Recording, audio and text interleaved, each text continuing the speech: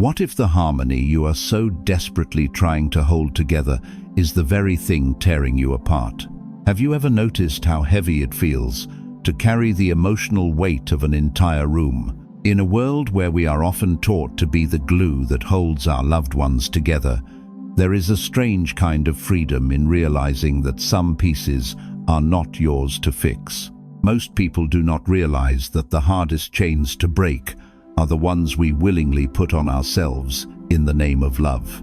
If you have ever felt emotionally exhausted, always walking on eggshells, constantly trying to manage everyone else's feelings while your own are quietly ignored, this is for you. You know this feeling. It is the tight knot in your stomach before a family gathering.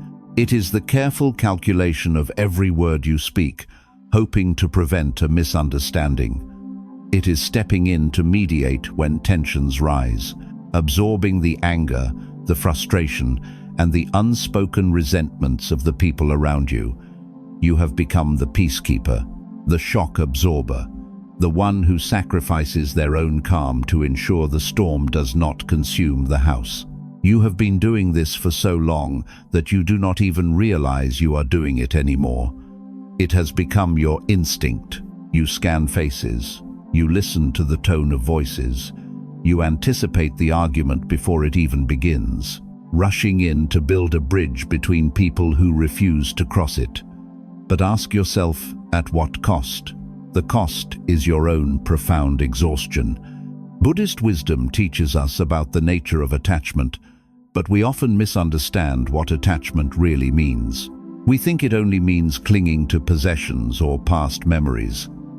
But one of the deepest forms of attachment is clinging to an outcome. It is the deep, unspoken belief that you can control the emotional weather of other people. Buddhism reminds us that all suffering begins when we try to force reality to be something other than what it is. When you try to force peace onto a chaotic situation, you do not create peace. You only absorb the chaos. Imagine a small boat on a vast, restless ocean. The waves are high and the wind is fierce. As the peacekeeper, you are standing at the edge of the boat, desperately trying to push the waves down with your bare hands. You are exhausting yourself, trying to smooth the water, believing that if you just try hard enough, the ocean will finally be still. But you cannot flatten the ocean. The harder you push against the waves, the more you are pulled under. The water will do what the water will do. Your only task is to stay in the boat and keep your own balance. This is what happens when you try to manage the conflicts between your family members. You step into their storms. You try to smooth out decades of miscommunication, unspoken hurts, and clashing personalities.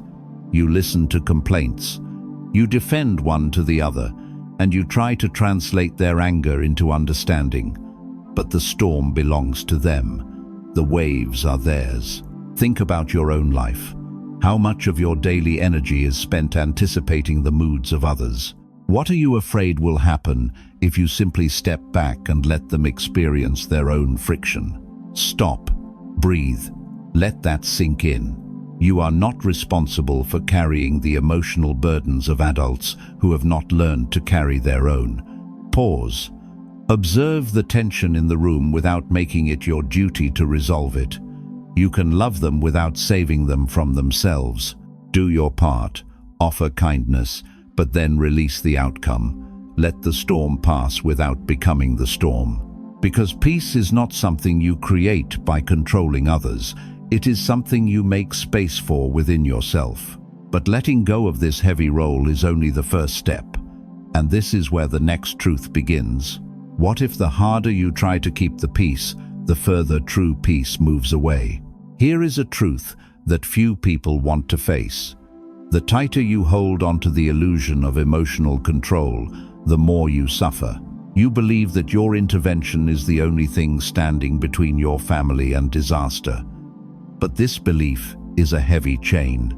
You know the pattern well, replaying conversations in your head before they even happen, strategizing how to act during a phone call, carefully softening the harsh words of a parent, so a sibling will not feel the sting. You are constantly trying to adjust the volume of the room. You think you are protecting them. You think if you just find the perfect combination of words, the friction will finally disappear. But you cannot fix a foundation that was cracked long before you were given the tools to repair it. Trying to force harmony where none naturally exists is a quiet form of self-destruction. Buddhist wisdom teaches us the profound lesson of non-attachment. This does not mean you stop caring. It means you stop trying to dictate the outcome. In Buddhism, there is an understanding that every individual is on their own path, carrying their own burdens. You cannot walk their path for them, and you cannot force them to see a truth they are not ready to open their eyes to. When you try to control the emotional responses of others, you are fighting against the natural order of reality. You are demanding that life act according to your script. Imagine a bird trapped in an open cage. You are standing outside the cage, reaching your hands in, trying to pull the bird out into the vast sky. You plead with it. You try to push it toward the opening. You exhaust yourself trying to show it the freedom that is just inches away. But the harder you reach in, the more panicked the bird becomes, fluttering wildly against the bars. You cannot force the bird to fly. It must choose the sky for itself. In your family, you have been reaching into the cage. You intervene in their conflicts, trying to force them to understand one another. You try to teach them how to be gentle, how to forgive, how to see the damage they are causing, but they are fluttering against the bars. They are locked in their own cycles of reaction. You cannot force them to step out of their anger, no matter how much you love them. Ask yourself, think about your own life. What are you afraid will happen if you simply step back? If you stop being the buffer, will the world actually end? Or will it just mean they finally have to face each other? Is your constant intervention bringing you peace? Or is it only feeding your fear? Pause. Breathe. Observe the tension without trying to solve it. Let the disagreement happen. Stop trying to force the door open. Let the feeling of discomfort rise within you without making it your identity. You do not have to be the solution to every problem you witness. You can let the chips fall where they may, because true freedom comes when you resign from a job you were never meant to hold. You can care deeply without carrying the weight of their choices. But releasing this control is frightening. It forces you to look away from their lives and look back at your own. And this is where the next truth begins. What if the price of keeping everyone else together is quietly tearing yourself apart? Here is the quiet tragedy of the constant peacekeeper. The more you focus on the needs, moods, and conflicts of others, the less you remember how to hear your own voice. You know how this looks. It is swallowing your own sadness because the family is already dealing with enough drama. It is nodding along to conversations that cross your values, just to avoid a spark that might start a fire. It is being a chameleon, changing your colors, your opinions, and your reactions to fit whatever shape will cause the least amount of friction. You believe you are being selfless. You believe you are acting out of love. But this is not love. It is self-abandonment. When you constantly mute your own life to turn down the volume of theirs, you become a ghost in your own story. Buddhist wisdom teaches us that true compassion must always include oneself. We are often taught that goodness means endless sacrifice, but in Buddhist thought, you cannot pour water from a shattered vessel. The practice of mindfulness is about being fiercely present with what is. And that includes being present with your own pain, your own needs, and your own inherent worth. When you abandon yourself to fix others, you are acting out of fear, not out of wisdom. You are trying to manipulate the emotional environment so you can finally feel safe. But true inner peace can never be built on the absence of your own truth. Imagine a single candle burning in a quiet, dark room. The candle burns brightly, desperately trying to offer light to people who refuse to open their own eyes.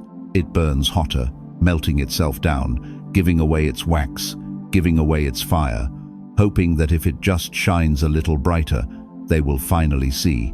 But eventually, there is nothing left but a cold wick. The room goes dark anyway. The candle did not save the room, it only destroyed itself. This is what happens when you give all your emotional energy to managing your family. You melt yourself down. You lose sleep. You carry their heavy conversations in your mind while you try to work, while you try to rest, while you try to live. You sacrifice your own quiet moments to resolve their endless noise. But they are still in the dark, and now you are simply burnt out. Ask yourself, think about your own life. When was the last time you asked what you actually needed, instead of what the room needed from you? Is your constant focus on their lives a way to avoid looking at the unhealed wounds in your own? Pause, breathe, place a hand over your own chest and feel its rhythm. Bring your attention back to your own center. Let the feeling of your own presence rise, without apologizing for it. You do not need to disappear for others to be comfortable. You are allowed to exist entirely for yourself, because you cannot build a peaceful home in the hearts of others while letting your own spirit burn to the ground. You must come back to yourself. But returning to yourself means facing the very things you were trying to distract yourself from. And this is where the next truth begins. 4. The wisdom of non-interference. What if the most profound act of love is doing absolutely nothing? Here is the truth few people want to face. When you constantly jump into the middle of someone else's conflict, you are not healing them. You are only delaying their own reckoning. You know how this cycle plays out. A disagreement erupts between a parent and a sibling. A tense message is sent in the family chat. A quiet, passive-aggressive comment is dropped across the dinner table. Instantly, your heart races. You feel the urgent, heavy pull to step in, to explain, to translate. You try to show one person the other's perspective, hoping to bridge the gap. You absorb their sharp edges so they do not cut each other. You believe that if you do not intervene, the relationships will shatter completely. But keeping a broken thing together by sheer force is not the same as making it whole. Buddhist wisdom teaches the profound practice of letting things be exactly as they are. In Buddhism, this is the heart of non-interference. It is the realization that every person must walk their own path and carry the weight of their own choices. We often confuse interference with care, but when we intervene constantly, we steal their opportunity to grow, to face their own reflection, and to understand the impact of their own actions. Non-interference is not cold indifference. It is a deep, quiet trust in the natural unfolding of life. It is the wisdom to know what belongs to you and what belongs to them. Imagine a wide, ancient river flowing through a rocky valley. In the middle of this river are two massive stones, grinding roughly against each other every time the heavy water rushes past. For years, you have been standing in the freezing current, placing your own bare hands between those heavy stones to stop the friction. Your hands are bruised, you are shivering, you are exhausted, but the stones do not care. They will keep grinding as long as the water flows. The moment you pull your hands away, there will be a loud, harsh sound. Sparks may fly, but the river will keep moving, and eventually the water will smooth the stones in its own time. In your family, you have been standing in the freezing water. You are the hands between the stones. You mediate the holidays. You calm the angry phone calls. You soothe the fragile egos. You sacrifice your own warmth to prevent a clash that is inevitable anyway. But the clash is not yours to prevent. Think about your own life. What are you still holding on to? Do you believe they will destroy each other without you? Or are you just afraid of the uncomfortable noise they will make? When you finally step out of the way, Is this frantic need to fix them bringing you peace, or is it only feeding your own exhaustion? Pause. Breathe. Step out of the freezing water. The next time the tension rises, do not rush in to fill the silence. Let the disagreement hang in the air. Observe the friction without making it your duty to smooth it out. Do your part, then release the outcome. You can watch the storm without running into the open field to catch the lightning. Because peace is not found by standing in the crossfire. It is found by standing firmly on the shore.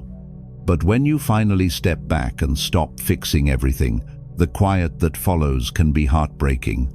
When the noise settles, you are forced to see the reality of who they are, rather than who you hoped they would be. And this is where the next truth begins.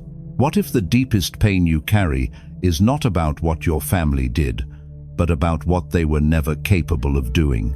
Here is the truth that breaks the heart before it sets you free. You cannot heal by waiting for a closed door to finally open. The tighter you hold onto the hope that they will suddenly become the people you need, the longer you trap yourself in a cycle of profound disappointment. You know this quiet ache.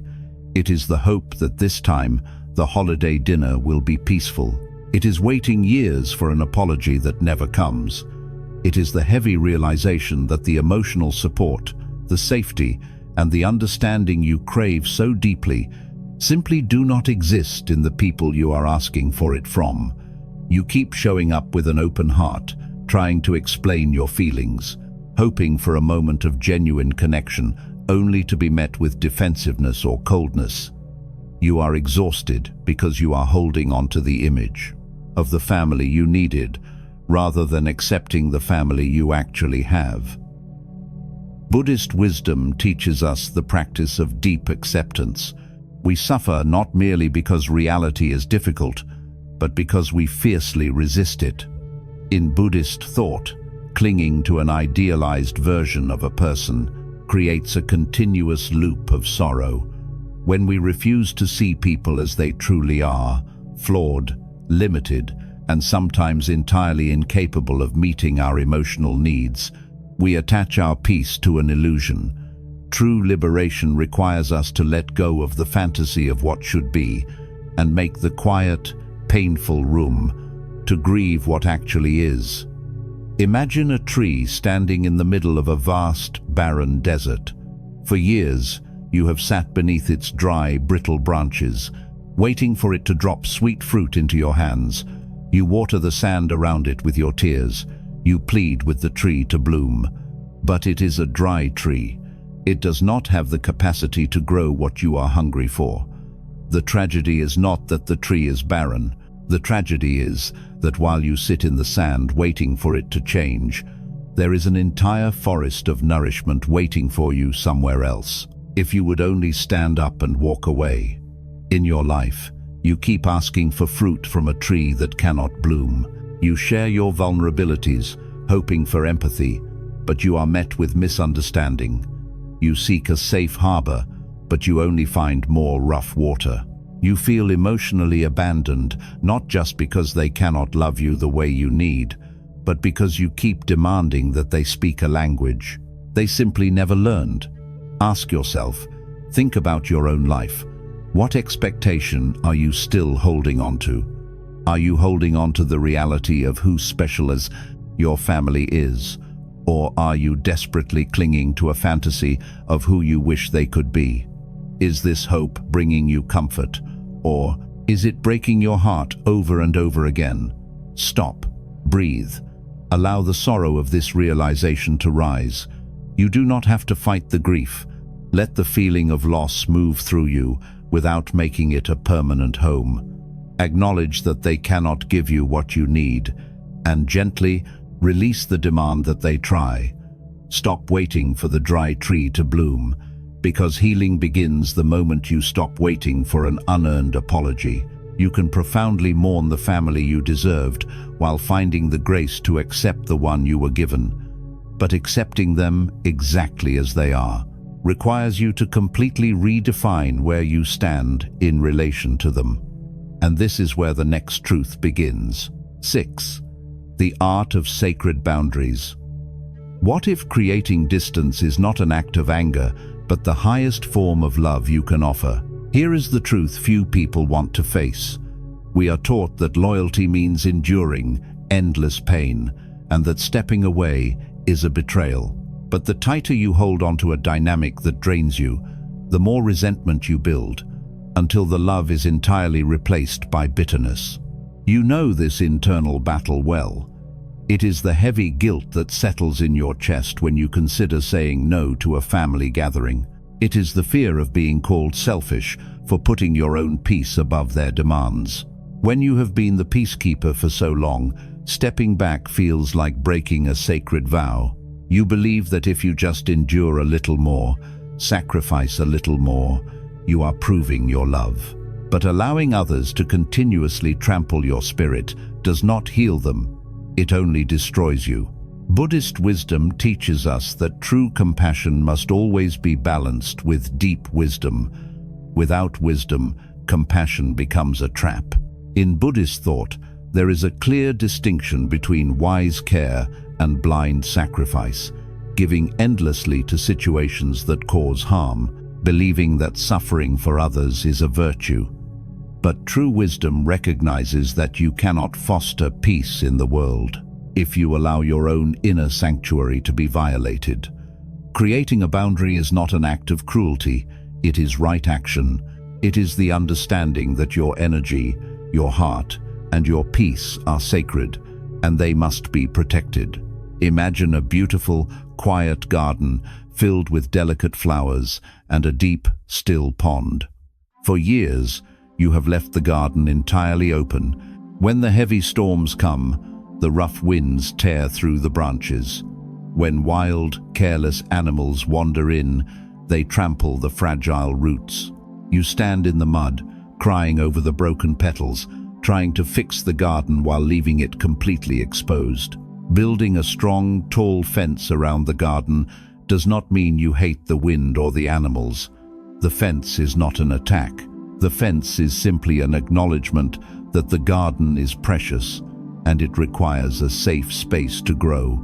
In your family, you have left your garden open. You have allowed their arguments, their sharp words, and their unresolved anger to wander freely into your mind and heart.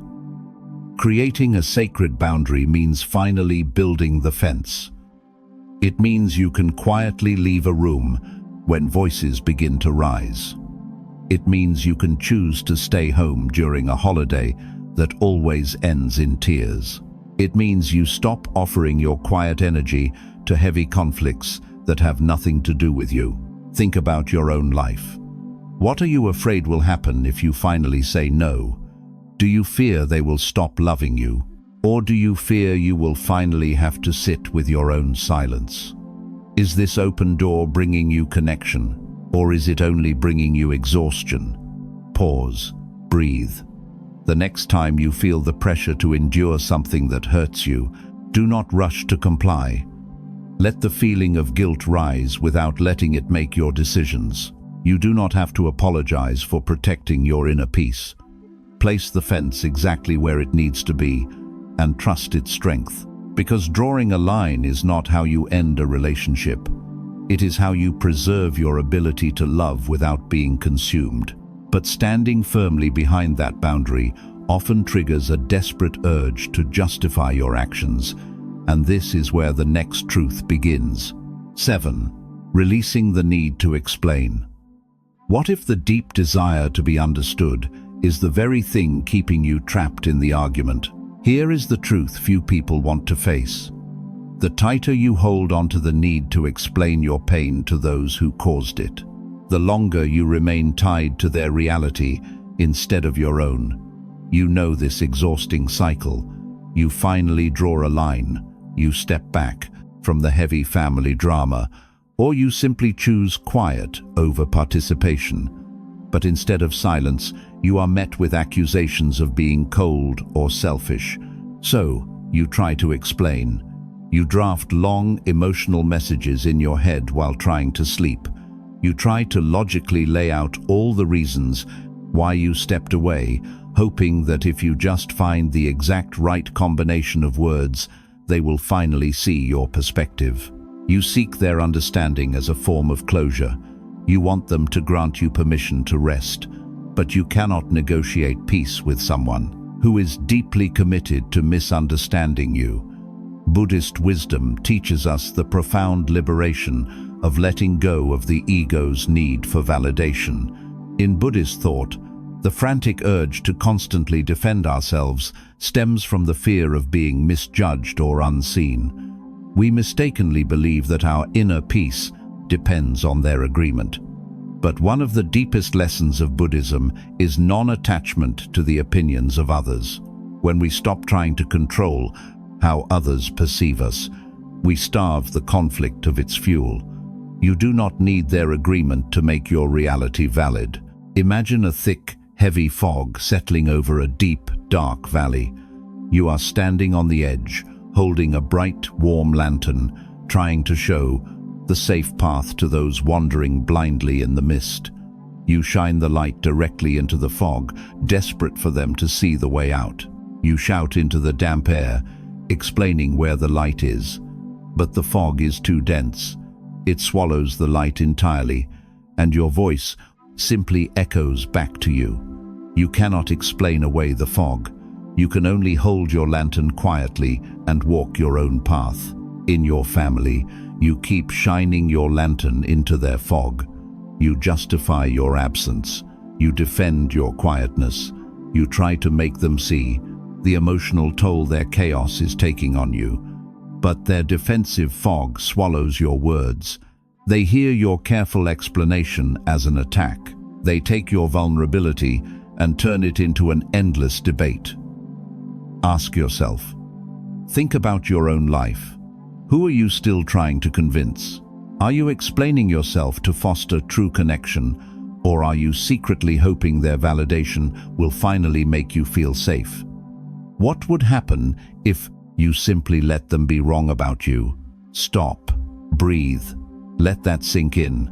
The next time you feel the urgent, panicked pull to defend your choices, let the silence sit. Observe the uncomfortable feeling of being misunderstood without rushing to correct it. You do not owe anyone a debate about your own well-being. Stop explaining the light to the fog, because your truth does not require an audience to be real. You can let them keep their narrative while you quietly keep your peace. But walking away from the noise means you must finally sit with the silence within yourself. And this is where the next truth begins. 8. Returning to your own center. What if the silence you finally created is more terrifying than the noise you left behind? Here is a truth that often catches the peacekeeper off guard. When you finally stop managing everyone else's emotional storms, you are left completely alone with the one thing you have been running from yourself. You know this jarring transition. After years of running interference, of living in the high adrenaline state of anticipating the next family argument, the sudden quiet feels wrong. You step back, you draw your boundaries, you sit in your own peaceful space, but your mind is still racing. You feel an anxious hum in your chest, a strange sense of purposelessness. Without a crisis to mediate, without a sibling to soothe, or a parent to appease, who are you? You have built your entire identity around being the glue. When you are no longer holding them together, you suddenly realize you do not know how to hold yourself. You feel empty not because you are truly empty, but because you are no longer filled with their chaos. Buddhist wisdom teaches us the profound practice of coming home to ourselves. In Buddhism, the mind that is constantly distracted by the external world, even by the noble desire to help others, is a mind in exile. We often use the chaos of others as a shelter from our own inner stillness. But true mindfulness requires us to return to our own center. It is the courageous act of sitting with our own raw, unfiltered existence. It is not about escaping reality. It is about finally inhabiting your own. Imagine an old, drafty house that has been filled with loud, chaotic guests for decades. The music is always blaring, doors are constantly slamming, and you have spent every waking moment running from room to room, cleaning up spills, fixing broken plates, and trying to keep the guests from fighting. One day, you open the front door and you finally ask them to leave. Suddenly, the house is perfectly quiet, but the quiet is deafening. You look around at the empty rooms and you realize you have never actually lived in this house. You have only maintained it for others. Now, the real work begins, the work of moving in, lighting a fire in the hearth, and learning to live in the stillness. In your life, you have evacuated your own house to manage the family's chaos. You have spent your energy sweeping up their emotional spills. Now that you have stepped back and stopped interfering, the house is yours again. But the initial emptiness can feel like grief. The anxiety you feel in the silence is simply your own neglected spirit, asking to finally be tended to. Ask yourself, think about your own life. When the family drama fades, what is left of you? Are you secretly afraid that if you stop being the peacekeeper, you will have nothing of value to offer the world? What quiet wounds in your own heart have you been ignoring while you were so busy bandaging theirs? Pause. Breathe. Sit in the uncomfortable quiet. Let the nervous energy rise without rushing to turn the volume back up. When the familiar urge to check on them, fix them, or worry about them pulls at your mind, gently bring your awareness back to your own breath. You do not have to earn your right to exist by being useful to someone else's dysfunction, because returning to yourself is the bravest journey you will ever take. You can finally rest in the peace you have always carried within. But resting completely in this new reality requires one final, beautiful surrender. And this is where the final truth begins. 9. The freedom of letting them be. What if the peace you have been desperately searching for was never something you had to build, but simply something you had to stop fighting against? We began this journey looking at the deep exhaustion of the peacekeeper, the heavy burden of standing between the storms of the people you love. You have spent years trying to flatten the ocean, trying to pull the bird from the cage, trying to make the dry tree bloom. You believed that your love was measured by your willingness to absorb their chaos. But look at your hands. Look at how tired you are. The harmony you tried to force was always an illusion, but the peace you can find in letting go is entirely real. Buddhist wisdom teaches us that true liberation is not found in perfecting the world around us, but in releasing our demand that the world be anything other than what it is. Letting go is not an act of cold defeat. It is an act of profound surrender to reality. When you finally stop trying to control the emotional weather of your family, you step into the deepest practice of non-attachment. You allow them the dignity of their own path, their own mistakes, and their own growth.